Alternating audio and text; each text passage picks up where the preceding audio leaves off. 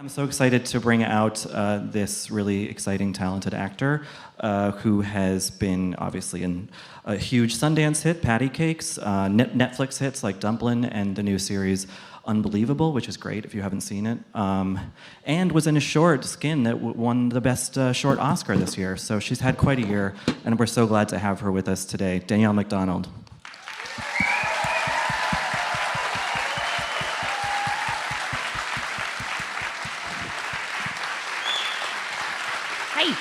Hello.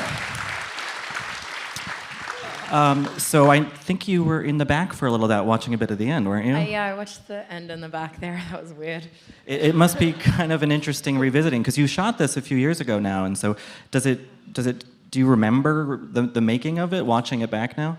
Yeah, it's weird. Yeah, I think we started working on it in 2014. We went to the Sundance Directors Lab with it. We shot it in 2016. It came out 2017. So it's been a couple years since I've seen it. Yeah, that was really weird. It was really strange, but it all comes flooding back the moment you see it. Yeah. You can remember all the raps, man. I wish. All right, well, I'm going to test you right now. No. Oh God. I mean, I don't know if you think of career in these terms, but like, does Patty Cakes for you kind of represent a turning point, a breakthrough for you? Oh, definitely. Definitely. This film, how do I explain it? I mean, it kind of gave me something that no other film had. It was the first film where I was in every scene. So it was this crazy, all-encompassing experience where you're a part of every aspect of it. And I was a part of it since it was just the director and two producers and me. So really from the inception for 2 years before it was even made and before we ever got funding or a budget. So it's just such a big part of me. It's the only time I've ever been with something from that starting point. The script was so different. I mean, when I first read it even, it changed a lot, it evolved a lot. Yeah, I was going to ask you about that, because I would imagine in all that time, new ideas pop up, or certain realities, you're like, oh, we can't shoot that because it's going to cost too much or whatever. Is there something significant about the film that people just saw that didn't exist when you first were talking about it? I mean, I think the first script that Jeremy read, I was like, what is happening here? It's like, it was really cool. It was a lot like this, but lots more dream sequences and like really trippy stuff. And there was like car chase scenes and all this stuff. And they were like, yeah, you're never gonna get the budget to film that. Like, you need to condense. And he did. He did a great job of it. And he did a great job of like finding the characters and really grounding them, which was cool. And I met Bridget and Sid, who play my mom and my best friend, at the Sundance Labs as well. So we all knew each other for almost 2 years before we shot. Like, we became a family before we even shot the film, which is amazing. You don't often get the chance to do that. Yeah, and really important for a film that needs to feel as lived in, and while it has fantastical elements, sort of credible, Yeah, and as on the go as we were. Like, we had a very short shooting schedule for a very big movie with a lot of stuff in it. Like, I had to fly one day. Like, that was crazy. I was like rigged up to some crane on the back of a truck floating down a street. Like, this is stuff that you can't make up. It's like, what? It was insane. It was intense, and there was a lot of musical elements. We were recording on the weekends. We'd film during the week. I didn't sleep for like 2 months. Neither did our director. Like, we were just constantly working and constantly, he would rewrite the raps the night before. And I'm like, you're trying to kill me. But he was always working on perfecting it. And that was what was really cool about him. He's so creative. He wrote all the music, the script, directed. Like, he's just one of those geniuses, Had musical performance, rap performance been a part of your life before Patty Cakes, or did you have to kind of learn that for the film? Never. I don't think of myself as musical at all, so it's really weird because these like musical things keep following me around in projects. But I learned how to rap for this. Like I said, we're at the Sundance Labs, so that's where I first had to rap for Jeremy, our director, and he was like, okay, there's potential. Like, it was not good. But he's like, you clearly, like, I love music. I listened to it growing up. So he was like, clearly you have, like, you can hear it, like I can do accents, that kind of thing. So he's like, you can hear it, like, now you just need to learn how to do it, if that makes sense. And so I practiced every week for a year and a half until we got funding, just in the hope that we would get funding. And he would give me notes, I'd redo it, and then the 3 months before we started filming, I was doing it every single day. I worked with a rap coach for the month that I was in New York before we started shooting. It was pretty intense. It was pretty intense, and it still made me want to throw up every time I had to do it. So you didn't have any inclination afterward to be like, oh, I'm gonna continue this rap thing once you had done with patty cakes? I was so relieved when we wrapped production, because I was like, I never have to rap again. Jokes on me. When we were promoting it, they were like, rap all the time. But it was so much fun to do as the character. It's so different than me. I don't know how to rap as me. It's like when I'm in the right outfit and with the right accent and around the right, around the people that I was creating this with, it felt so much more natural to go into that. Now it's like a whole different world. It's crazy to see. Well, I want to go back in time a little bit because this is a film about creative risk and following a certain passion, which is something you did earlier in your life where you moved from Australia to Los Angeles as a teenager. Is that right? Can you talk a bit about that decision-making process, like moving halfway across the world to pursue a pretty scary thing, I would think? I mean, what was the sort of thought process into making that big leap? I was talking about this today, and we were saying, I feel like when you're a teenager, you're so much braver in a way. It's like, yeah, I'm okay to leave everything I know, all my friends and family, and go for something that I really want to do. It seems natural after you finish high school. You've gone through this whole process, and you're like, okay, now I want to go to the next stage. So it didn't scare me nearly as much as it probably should have. I was just like, cool, yeah, I'm moving to America, bye. And really, it was that quick. It happened very quickly. When I wanted it for a while, and then just when I actually got the opportunity to get a job and move out here, it happened in days. So it was very quick. And I think it was a good thing because it didn't even give me a chance to stop and be scared. And then I moved to America, and the first year was pretty rough because I didn't really know what I was in for. So I was like, no. All my friends and family are back in Australia, and I'm just here for work. And it's like, you can't live your life halfway between two places. So I actually had to go out and talk to people and meet people. A crazy concept. And then, I fell in love with LA, which is where I live, and now I have like 2 homes. It's really hard being away from both of them. What was the kind of stuff that you would watch as a kid in Australia that inspired that? Well, both your pursuit of the career, but like America in particular. Were there like icons that you sort of aspired to be or be like? There wasn't as much opportunity in Australia. There isn't the same amount of content. I grew up watching American television and films, the same that you do here. I feel like LA and America in general is kind of the hub for the international market.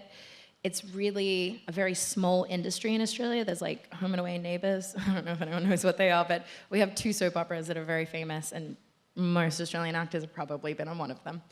And it's that thing of you kind of go there, and then everyone's like, well, from there, I guess you got to go to the States because there's not that many places to go with it. So a lot of people kind of start that way.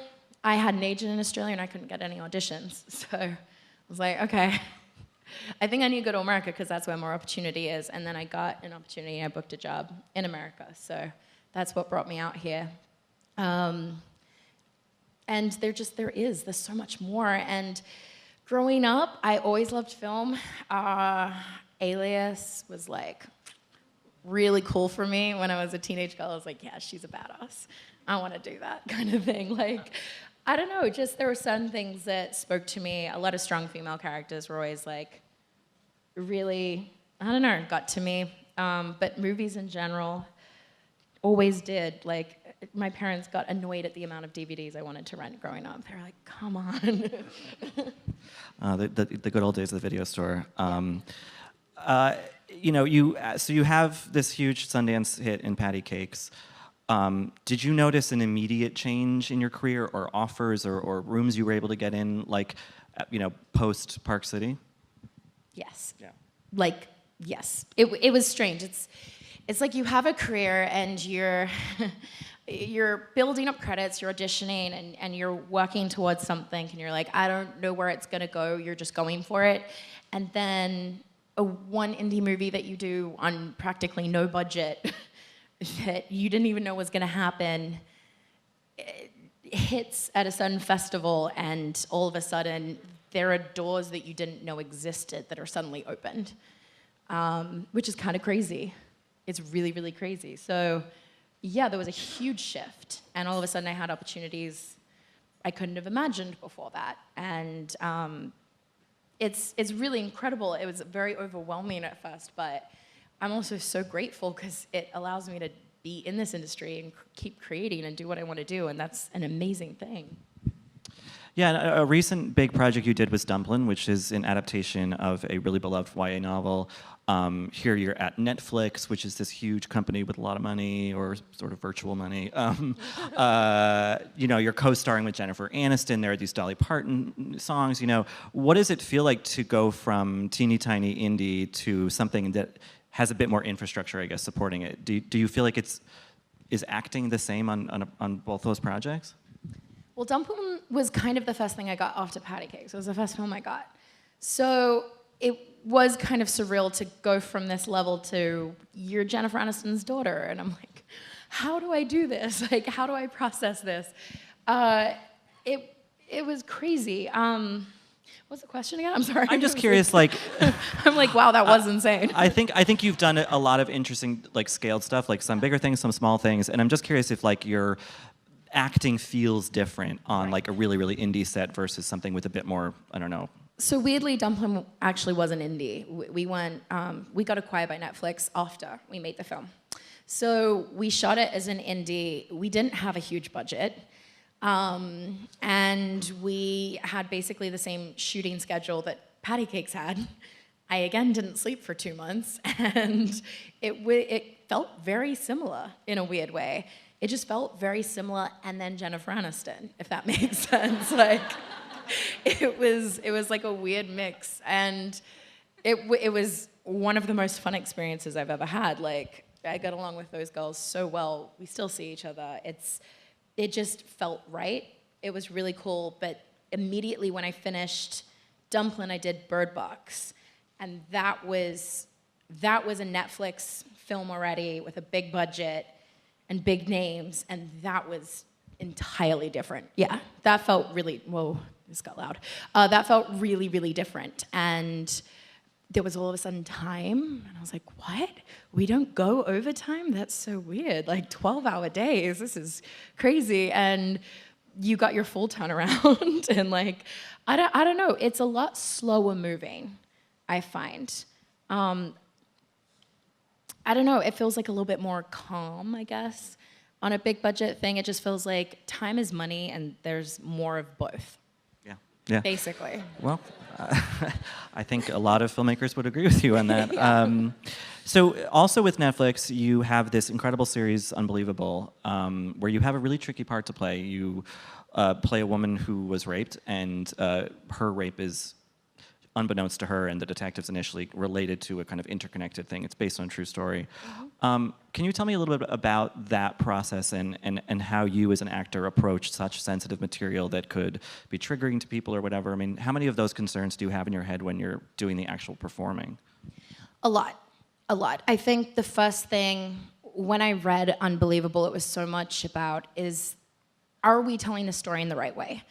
I think whenever you approach sensitive subject matter, you have to make sure that you're sending the right message with it, or you're really tackling this in a way that is going to be sensitive to people that have gone through these experiences. And so that was a very big thing to me, and instantly after reading the pilot, I knew that they were doing it the right way. They were talking to the right people, the right producers were involved. They really told us the whole through line of the story and where they wanted to go with it, and I loved their vision, so I instantly felt safe in doing it. And on set, everyone was everyone's aware of what we're doing. It's our day in and day out for months. So it is hard because you kind of live in that world with it, and it was tricky because I was filming in LA, which is where I live, and usually with projects I film outside of my home, so you kind of go into that world and you stay in that world while you're away. And this, I was like going to set, and then I'd come home and have to walk my dogs and feed them and do life stuff, and that was strange. That was very strange for me, but it was really incredible because you know that you're telling someone else's story. It is a true story, and you stick to that so that you never get too bogged down in it, because you're like you're doing this for someone else, and no matter how hard it is to go into that place to film, it is nowhere near as hard as what these people actually went through. Well, I mean, it's incredibly sensibly handled, I think, and again, everyone should watch Unbelievable if they haven't yet. I guess most of your scenes are with the excellent Merritt Wever, but you also had a countrywoman in Toni Collette on set, right? I mean, did you guys get to do the Australian secret handshake or anything like that? I actually met Toni at Sundance because Bridget, who plays my mom in Patty Cakes, had a movie with her that same year. So we met very briefly, and then when we were on set, Bridget was also in Unbelievable as well, by the way. That's right, yeah. Whoever did Unbelievable definitely watched Patty Cakes, and then they just decided to cast us all, which was really nice. But we met very briefly in the hair and makeup trailer, and we were like, hi. And then we didn't see each other the entire time. And then we got to do press together, and that was really fun. And then there was a 20th reunion of Muriel's wedding just a few weeks ago in LA, and I got to go, and that was very, very fun. That is a crucial movie, yeah, for my youth, certainly. Speaking of youth, and before we go, thank you again for your time. We are at SCAD, which is a school, and there are many, wide-eyed and ambitious young people, all over this town. And I'm at this festival. So I'm curious, I'm sure you get asked a lot. You have a really interesting narrative in terms of how your career has developed thus far. What is the kind of, go-to piece of advice you give to aspiring young actors? This is hard because I only have my own experiences, and I feel like there is no one way in this industry. It's like you have to find your way and your path, and if people tell you there's one way in, that's just not true. I know so many people that have come in different ways. So do everything. Like, do what you're passionate about. You're creative for a reason. That's what you want to do. So do that. And I don't know, like, if you want to create your own material, do it, because you never know when that's going to be seen. We did a short film to get a feature funded, and that ended up winning an Oscar, the short film, because that can happen randomly sometimes, I guess. That's the point. Like, you don't know what's going to happen, so just be creative and do your things and try everything, because you don't know what's going to hit. And learn to rap. Learn to rap. It's a good skill to have. Well, thank you again, Danielle, and thank you all for being here. Yeah, have a good rest of your day. Thank you, guys.